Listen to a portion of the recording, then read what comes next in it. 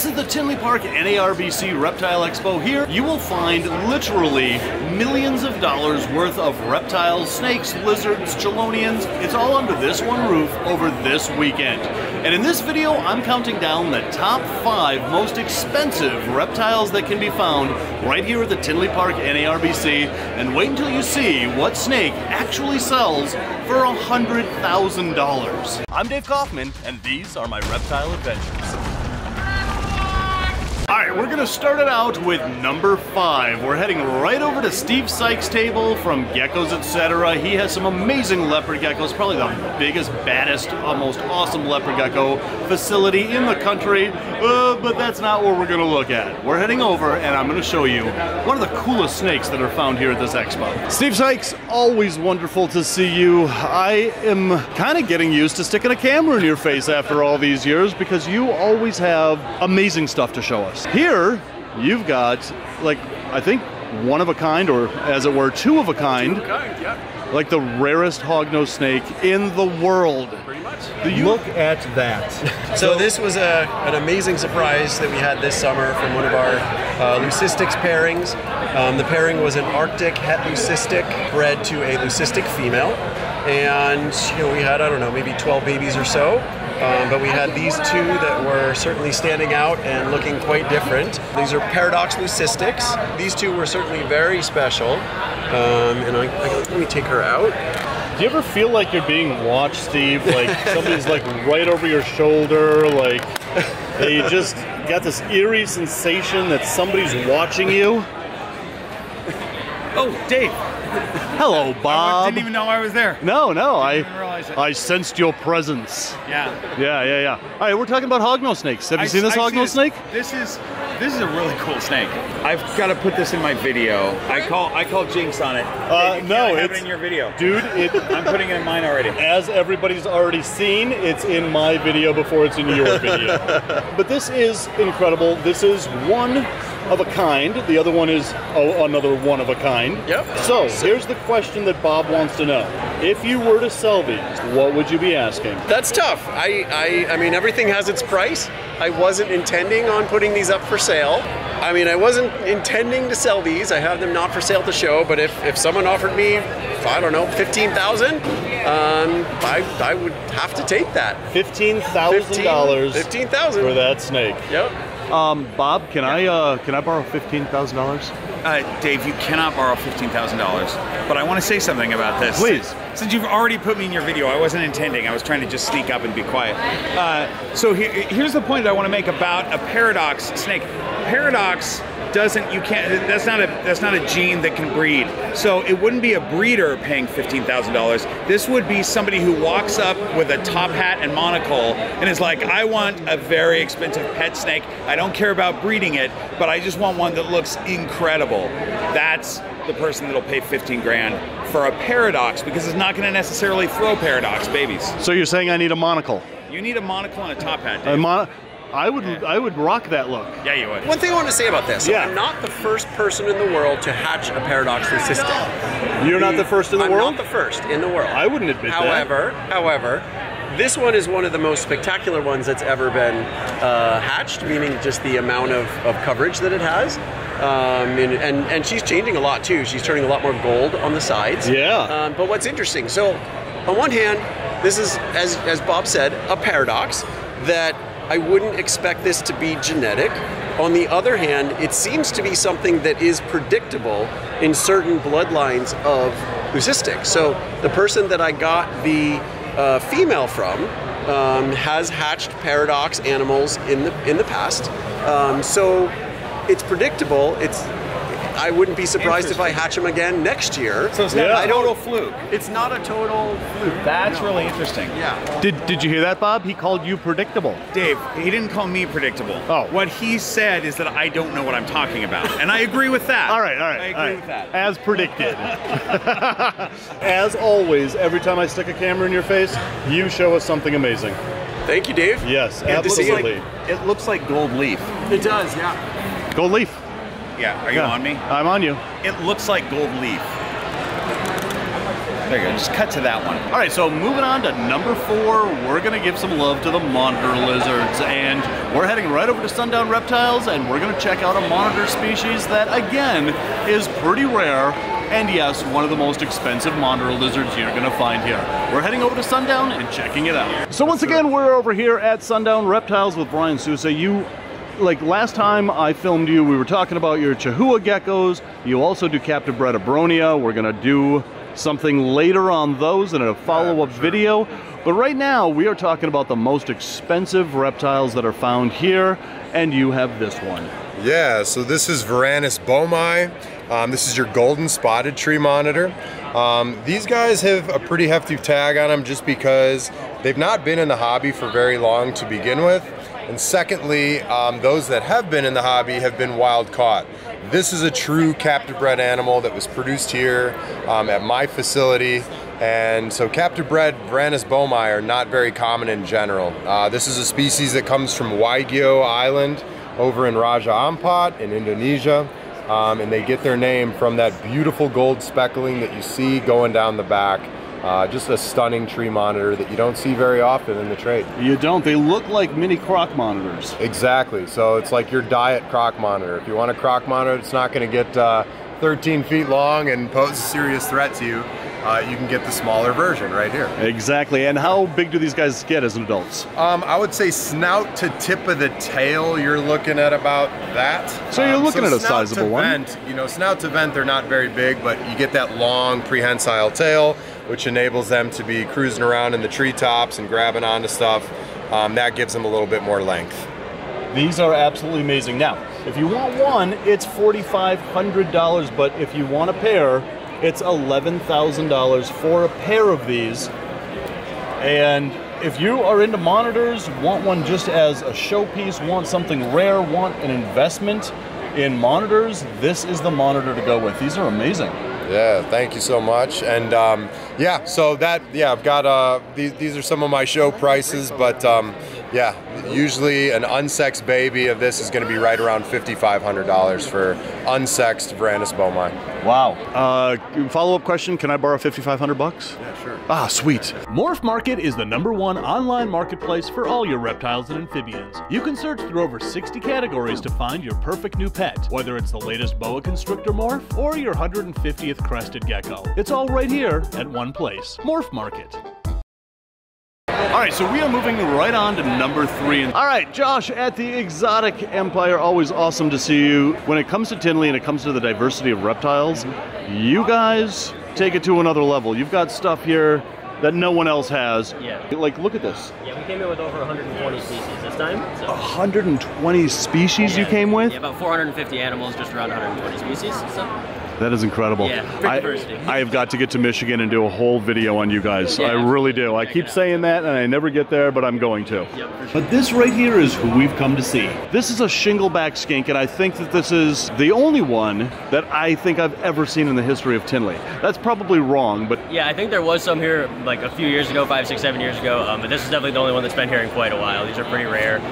This one is a female that came from a zoo in Louisiana that we work with.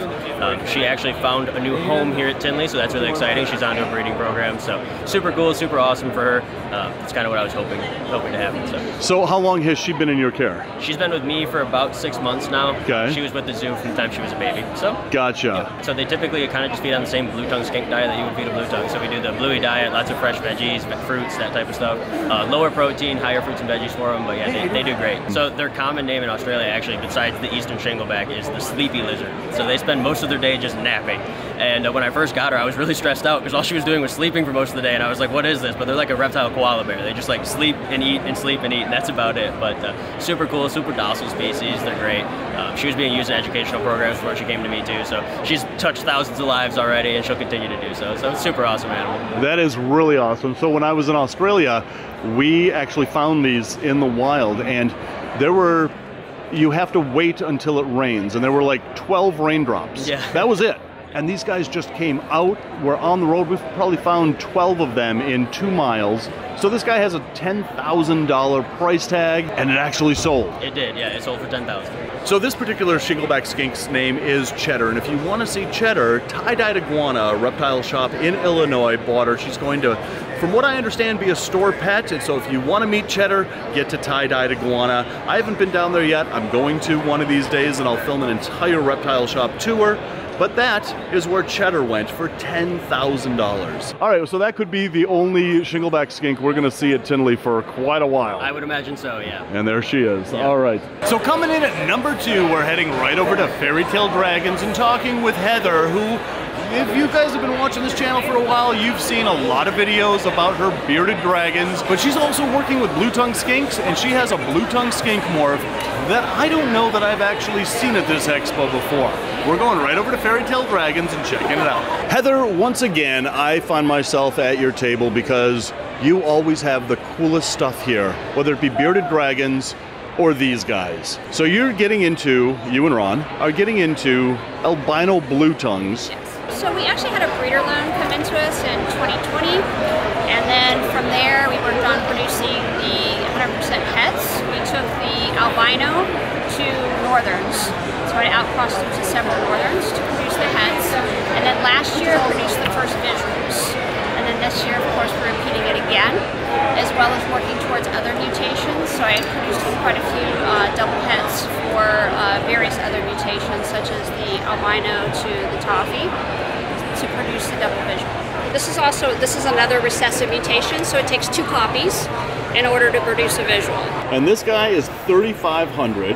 But what I did this year is I took a visual toffee to a visual albino to produce double heads, so they carry both genes. And then when they're ready, then I'll go ahead and cross those to produce a double visual for a toffee albino. Now these, you can change the color of these, which is one of the things I'm working on, developing color. So I produced them that are quite a bit lighter than this, but you can infuse, you know, pinks, purples, yellows, so that's something that I'm working on for future projects. They were originally, when they came into the United States, they were named the Patternless, but I renamed them the Toffee so that they wouldn't be confused with the Tom Neely's Maruki line of Patternless. The gene basically strips pattern. If you'll notice, there's no pattern down the back here, except for many of them will have the line on either side. That is an amazing blue tongue. The albinos, however, Yes. are the star of the show here, and the albinos are a measly $10,000 each. Right. Now the price will come down on them as there's more produced, but this is my only the second line in production, the second year in production, so there's not many available. So when I'm in Australia, I see morphs of blue tongues that just are absolutely amazing that I wish that we could get over here. Perhaps one day those laws will change and we'll be able to get those over here. Yes, this is really ground level for the blue tongues as far as morph production in the United States. So I've got a number of other mutations that we did have available in the US that I'm now working with to put those in production as well, so that we'll have some amazing combos. Perhaps not as many, obviously, as the Australians, but you are going to see the blue tongue market develop, and you're going to see a lot of new things come out. How old is this particular one? So this one was born in June of this year. So this isn't even a year old yet. No, they're not. They grow very quickly. Again, Heather, every time I see you here, you always have something amazing to show us. Thank you so much for showing these guys off. So for $10,000, you can get into the albino blue tongue market on the ground floor. Yes. Next time I'm at your place in Orlando, we may film a little bearded dragons, but we're gonna focus on these blue tongues that you're working on. These are amazing. I'll show you some of the other mutations that we're working with. Sweet. So we have finally come to the #1 spot, the most expensive reptile found here at the Tinley Park NARBC. This particular snake has a price tag of $100,000. We're gonna go check out what it is right over at Megaconda. Megan from Megaconda, you always have amazing snakes, and that one is no exception. It's a little wet right now, though. Well, anacondas should be, right? I mean, Yes. they are from semi-arid areas, basically deserts. They hang out around the cactuses. No, they don't. Well, the snake's about 2 years old right now, It's one of 2 captive-born visual T-positives. The mom is also a wild-caught T-positive. Ben Rennick is the one who started the project. I just happened to follow it through. If you don't know that story, I have a whole printout of it if you want to read it or go on my website. Hit pause now. And back to the snake. I've been doing anacondas for over 10 years. We're probably closer to like 15 years at this point. Yeah. And so when we did our video together, you were living in Los Angeles. Now you're here in Chicago. I'm here in Chicago. Which is a much quicker drive to Tinley than California. Very much so. Yes. And so now you aren't selling these yet. No. And there's only 2 in existence, you said. Yes. So there's technically 3. The mom is a visual. There's 2 just babies. And there's 2 just babies. And how many hets are there in the world? Just 1. Just 1 het. She's not the best breeder. She gives small litters every time. There's a couple stillborns, so. But she did it. She did it. She did it. So if you were to sell this snake, what would you take for it? Probably close to $100,000. $100,000. Just how rare it is and like how hard the whole project's been. That is a $100,000 snake right there. Okay, that is an amazing. $100,000 snake, only 1 of 3 in the world. All right, so how many morphs are there in green anacondas now? Known, there's at least 3. So there's a T-positive, T-negative, and then what they call is the anery, but that still kind of needs to be like proven out completely. Gotcha. So. Do you have both T-positive and T-negatives? I do not have T-negative, but I have the anery. But you have the anery. Possible anery. So a couple more years down the road, we could see the world's first snow green anaconda. Yep. That would be amazing. So this may be the most expensive snake here at the Tinley Park NARBC Reptile Expo. $100,000 for this albino anaconda. If you ask me, it's worth every penny. But it's a long-term investment because these guys reach sexual maturity at, for like females, about 6 to 8 years, males a little quicker, so it is a long-term investment project. But again, probably the most expensive snake to be found here at the NARBC Tinley Park Reptile Expo, $100,000. That is absolutely amazing. Comment below. Let me know if you think it's worth it for this amazing snake. So guys, real quick, I just want to give a real quick shout out and a thank you to all of my Patreon supporters. It's with your help that I can continue to make reptile educational videos on this channel. I sincerely appreciate all of your support. And guys, until the next reptile adventure, love the planet, feed your reptile obsession, and rattle on.